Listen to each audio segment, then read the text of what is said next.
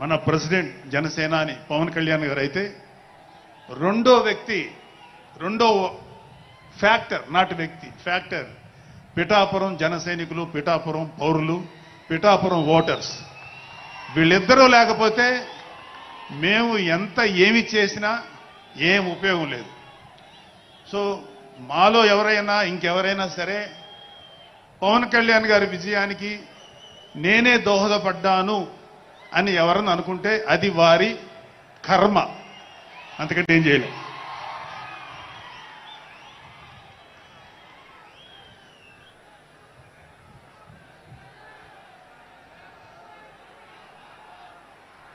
So ఇక్కడ మన president Pawan Kalyan గారికి ఆయన గురించి చెప్పడానికి ఒక ఇంపార్టెంట్ విషయం చెప్పాలి.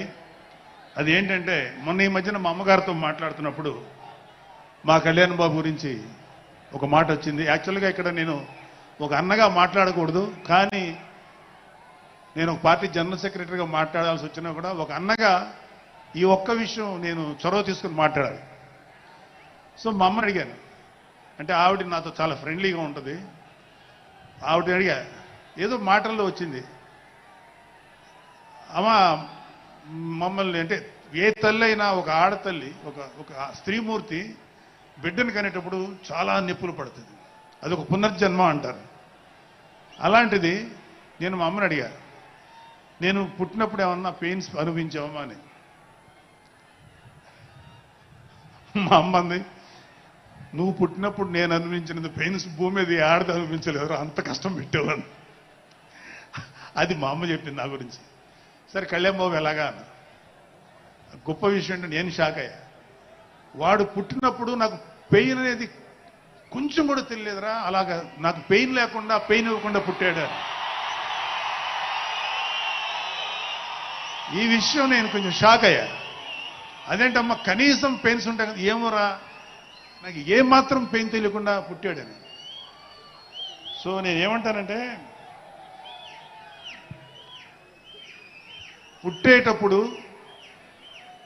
కన్న తల్లికి కూడా ఏమాత్రం నొప్పి బాధ ఇవ్వకుండా పుట్టిన పవన్ కళ్యాణ్ లాంటోడు, అలాంటి నాయకుడు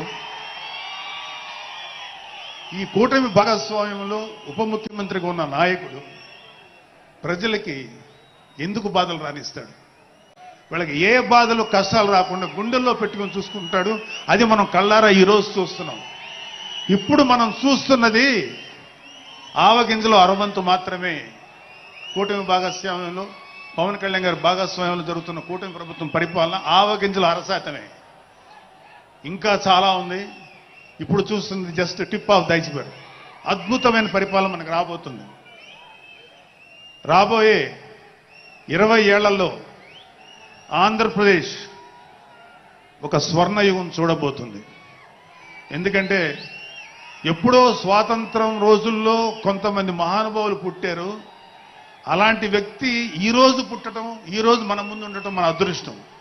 అలాంటి వ్యక్తి దగ్గర పని చేయడానికి ఇగో ఈ స్టేజ్ మీద ఉన్న ప్రతి ఒక్కళ్ళం గర్వంగా ఫీల్ అవుతున్నాం. మాకు పదవులు వచ్చినా రాకపోయినా ఆయనకి సేవ చేస్తాం.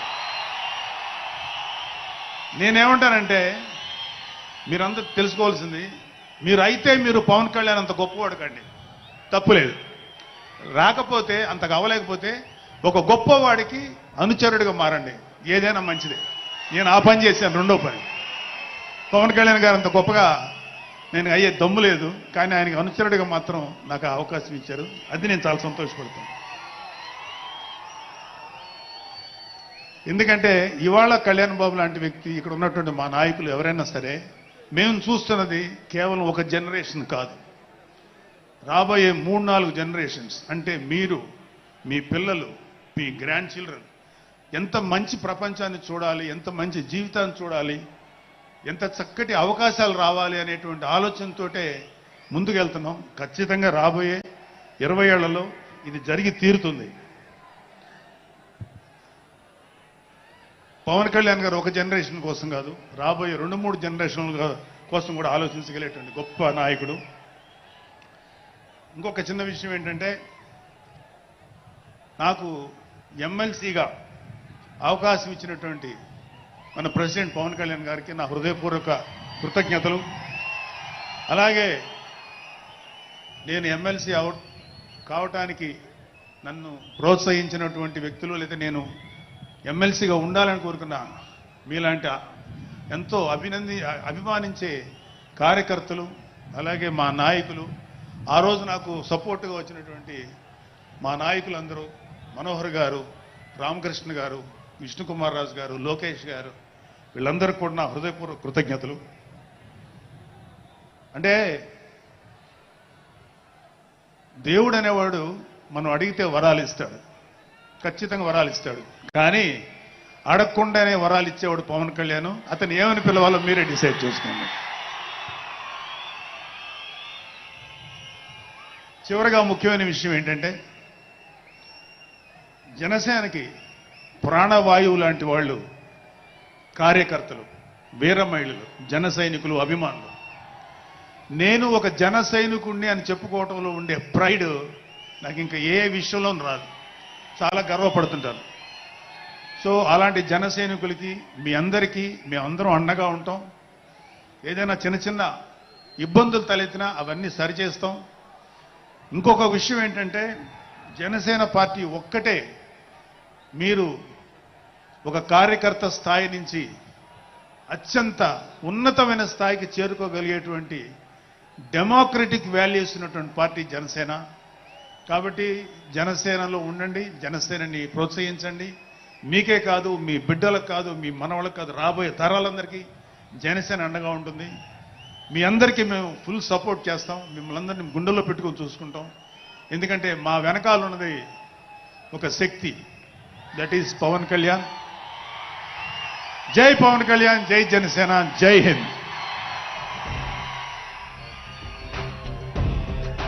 గౌరవనీయులు పార్టీ ప్రధాన కార్యదర్శి శ్రీ శిలకం మధుసూదన్ రెడ్డి గారు వారిని ప్రసంగించాల్సిందిగా మీ దగ్గర ఎదురు పొడియం.